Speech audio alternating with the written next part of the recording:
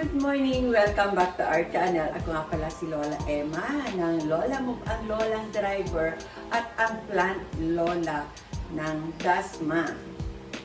Meron nga pala ako isang channel, Going Green Dasma. Doon ko lahat inilalagay ang mga about greens. Kaya pati pagpipitas ko ng mga gulay at nagluluto din ako doon, nandoon din.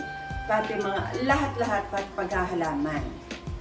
Kaya ito isa-share ko ngayon sa inyo kasi itong YouTube channel ko na ito ay nalalagyan ng ibang mga content gaya ng ating mga idols. Kaya mga ka-18s dyan, mga ka-18 dyan, magtatanim muna ang lola o maghahalaman muna ang lola 18 ha. Kasi gusto ko lang i-announce sa mga matyagang nanonood sa akin na mga plant lola at plant tita diyan na meron akong channel talaga na para sa tungkol about greens talaga na doon ko lahat nilalagay. Kaya paki-subscribe na lang ang Going Green Dasma PH at nandun lahat ng ating pagkakalaman. At itong Lola Move, ang Lolang Driver, dahil nga driver ang Lola, kung saan-saan ito nakakarating at kung at mix kasi itong channel ko na ito. Kaya gusto ko lang ipaalam sa inyo na matyagang manunood sa akin. At maraming salamat sa mga ka-18s, sa lahat ng mga apo ko sa YT, sa mga relatives and friends kong nanonood sa akin. Siyempre, at saka sa inyo lahat-lahat na kahit man hindi ko pa kayo subscribers, kung matyaga kayong nanonood sa akin, maraming salamat.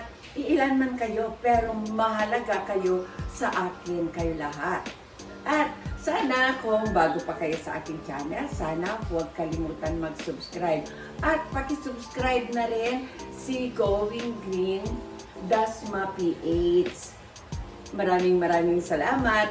At ito, ang isa-share ko sa inyo kung paano magparami ng rubber plant ng lemon lime. Oo, ang rubber plant, napakadali lumaki. O, ang bilis lumaki. Pag buhay na siya at inilagay natin sa lupa. Pero kung sa pagpaparami, medyo mahirap, hindi pwedeng cuttings. Ako mismo, namamatayan ako ng cuttings. Kaya ang pinaka 100% na gagawin natin para makaparami tayo ay markot. Magmamarkot tayo ngayon ng ating lemon lime rubber plant. Kasi ito yung mother plant, pero yung mga babies niya mas malalaki na sa kanya. Ito yung pinaka-mother. Pero nakapasok kasi siya, kaya medyo mabagal siyang lumaki. Kaya ito, ang gagawin natin, isi-share ko sa inyo kung paano ang tamang pagpaparami ng lemon lime rubber tree.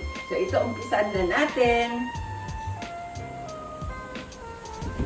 Siyempre, kakailanganin natin ang garden soil. Ito.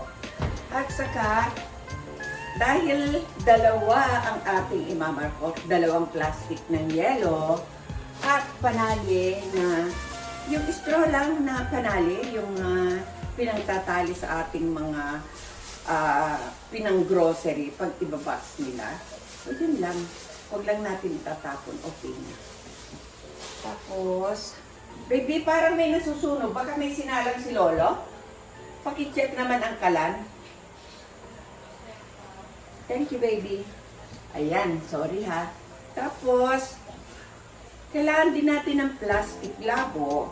Kasi, baka kasi hindi magsara itong ating plastic ng yelo kung wala itong labo. Pero kung magsara, okay naman.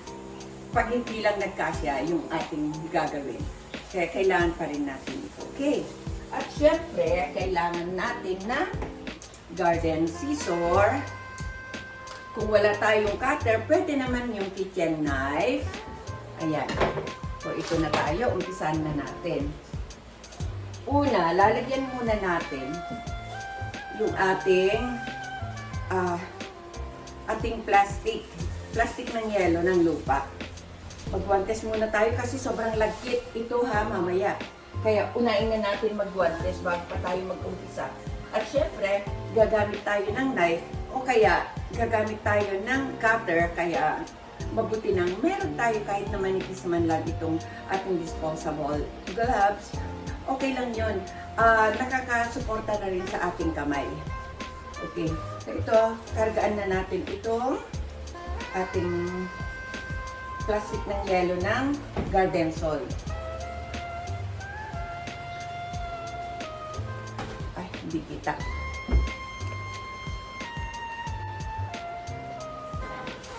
Ito pala yung pagkaklat.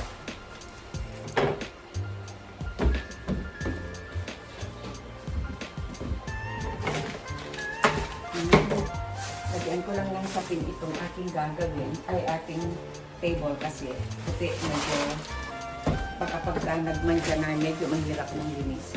Ayan, punuin natin ito.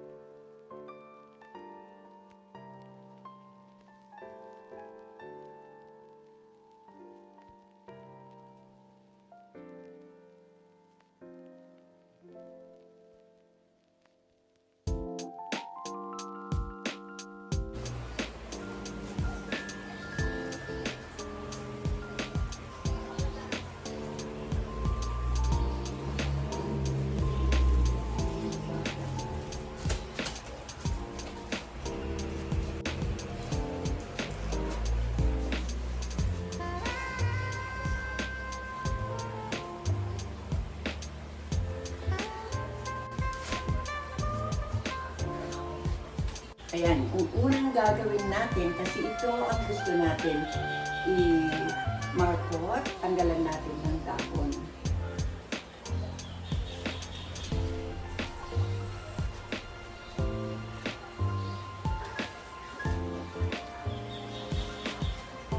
Tanggalan natin ng dahon, yung lugar kung saan natin siya i-markot.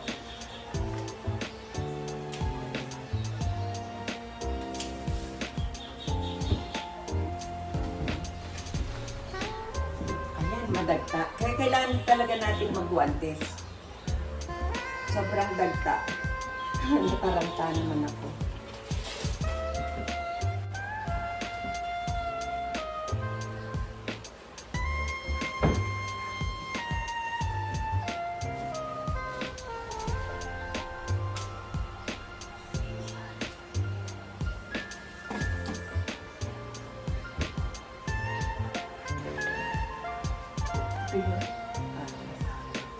Ano ba?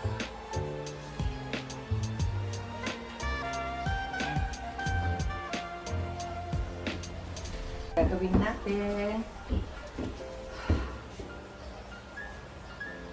So, balatan natin dito sa may node.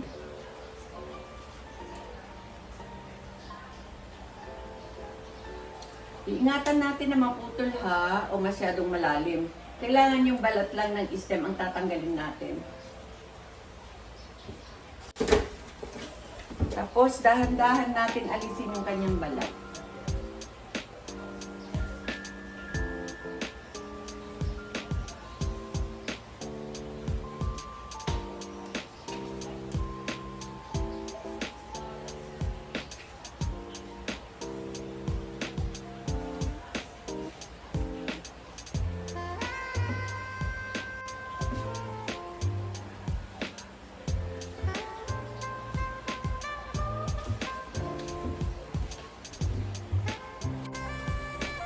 Yan yung ating nabalatan. Tapos, hiwain natin dito sa gitna.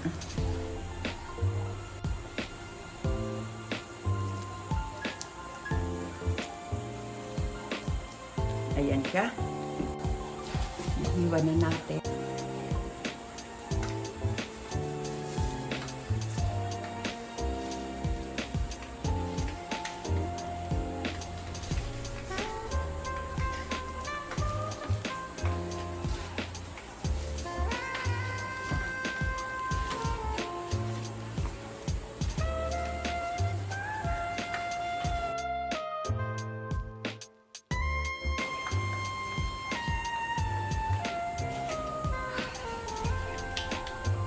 Tapos, lalagyan natin ng stick.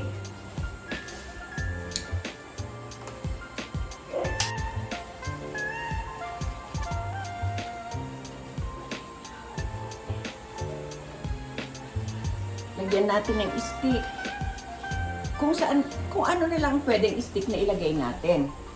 Kasi, para hindi mabali itong sanga na minarkot natin, ito, pinagtabasan lang ito eh. Isang molding, electric molding lang ito. Pero ginamit ko na kasi hindi na ito magagamit sa ibang bagay. Kasi may na.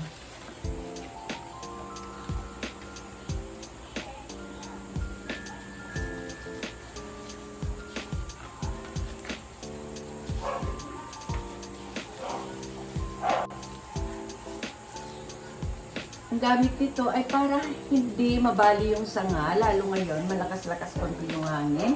Itali natin siya dito sa mother plant.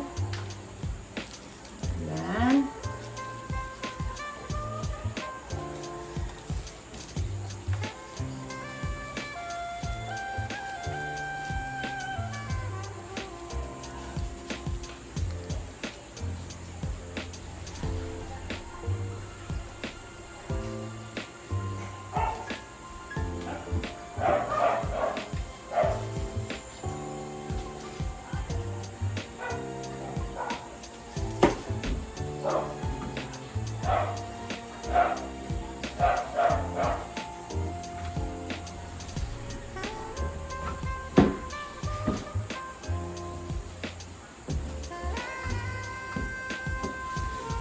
Ayan na siya.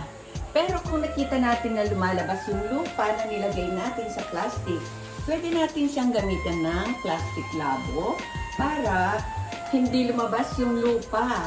Lalo na pag umulan o diligan din natin, baka kasi lumabas yung lupa. Kaya pwede natin lagyan ng lupa kung nakikita natin na hindi masyadong nakoveran yung butas ng lupa na nilagay natin. Butas ng plastic pala. Ayan. Pwede natin ilagay ito para hindi maubos yung lupa sa plastic ng yelo. Ayan. Then itali natin ulit.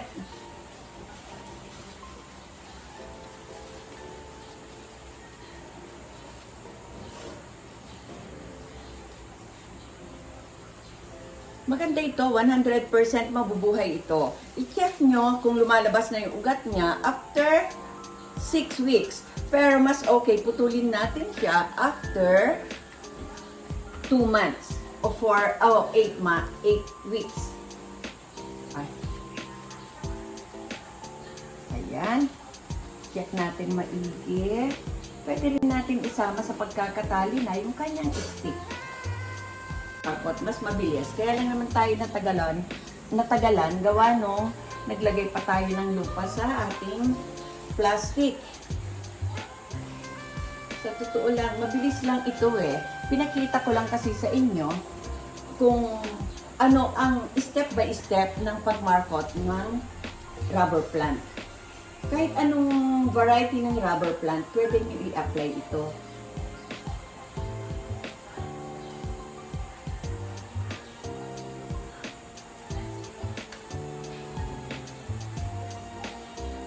Yan.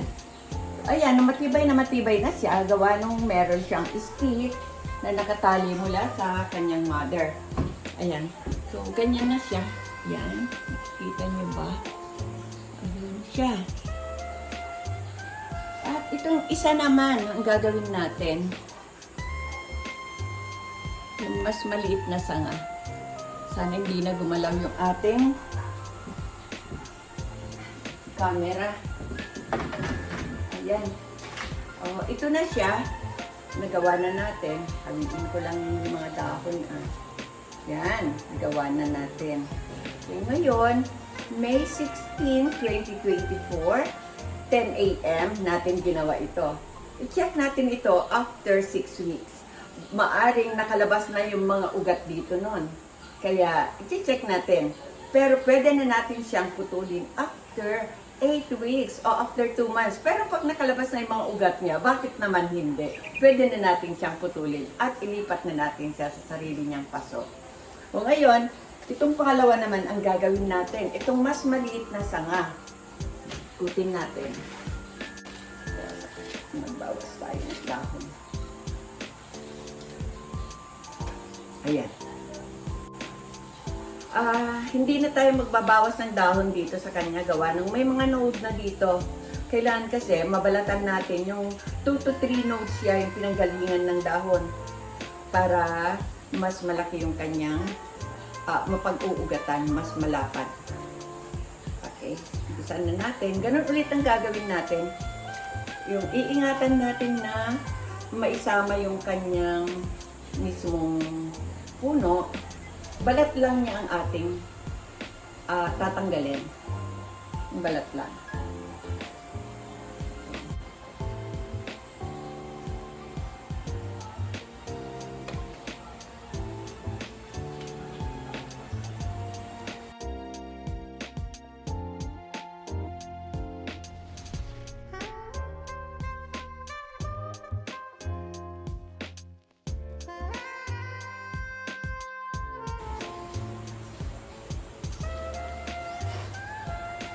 Kailangan wala tayong ititirang balat niya.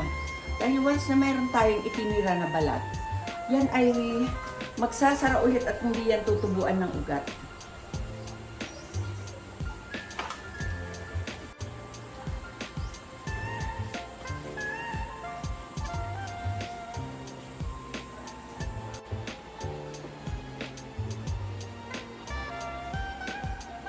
Ayan, sobrang liit na. At tignan niyo, malinis na. Ganun ulit gagawin natin. Bibiyakin natin ulit dito.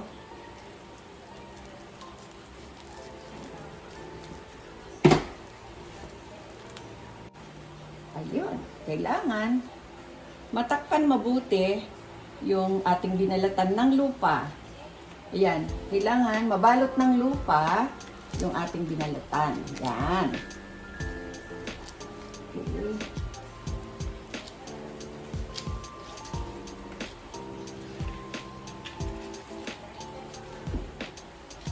Taas.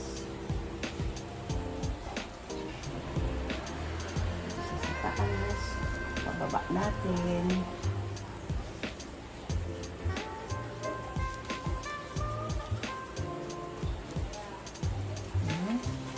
Kinapit.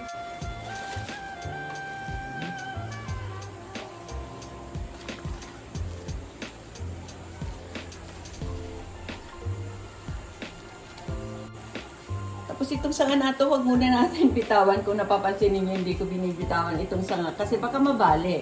Mabigat na kasi yung lupa. Baka hindi kayanin nung sanga dahil marami yung lupa na nakalagay.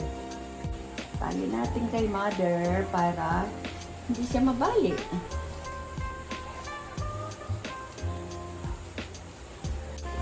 Medyo pabigat na siya kasi dalawa sila. Sa totoo lang, dami-dami kong gustong imarpot eh. Gusto ko sanang 3. Ayun, maraming salamat ulit sa inyong panonood. Sana nagustuhan ninyo. At kung nagustuhan ninyo, sana huwag kalimutan mag-like and subscribe.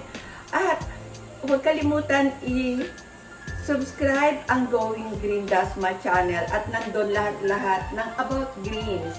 At itong si Lola mo ang Lolang Driver, alam niyo naman pag driver kung saan-saan nakakarating. Kaya iba-iba din yung aking content dito. Kaya maraming salamat ulit. Happy planting. Bye-bye! Ganyan siya, karami. Kaya kailangan talaga natin lagyan ng papel o sapin yung ating kinaroroonan. At ito na yung ating natapos. Ayan. Pagsamantala, hindi siya maganda tignan. Pero ganun talaga ang tamang pagpaparami ng ating rubber tree. Kahit anong variety ng rubber tree, hindi kasi pwedeng cuttings lang. Alam niyo ba yung mga kinuha ko dito? Dito. Mas malalaki na kaysa sa kanya ngayon. Ganyan siya kalaki. Nasa 9 feet. 9 feet ang laki niya. Ito yung mother plant. Pero yung mga nakuha ko dito, nabenta ko, mas malaki na sa kanya ngayon kasi inilagay sa lupa nung nakabili sa akin. O, ayan siya. Maraming salamat ulit sa inyong panonood. Bye-bye and happy planting!